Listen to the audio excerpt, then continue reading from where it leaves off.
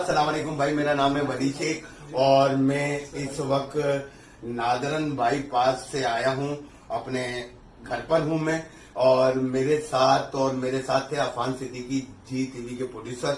हम दोनों northern bypass पे लुटे हैं और मैं पहले भी अभी एक वीडियो मैंने दी है। ये देखिए, मैंने अपनी FIR कटवाई है।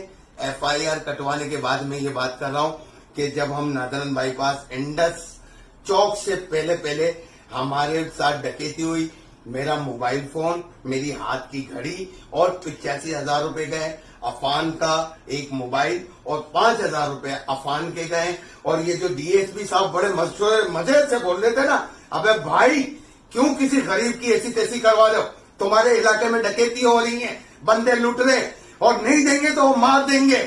खुदा के लिए शरीफ लोगों के साथ ये ना करो, अपनी पुलिस को अलर्ट करो। झूठ ना बोलो कि डकैती नहीं हो।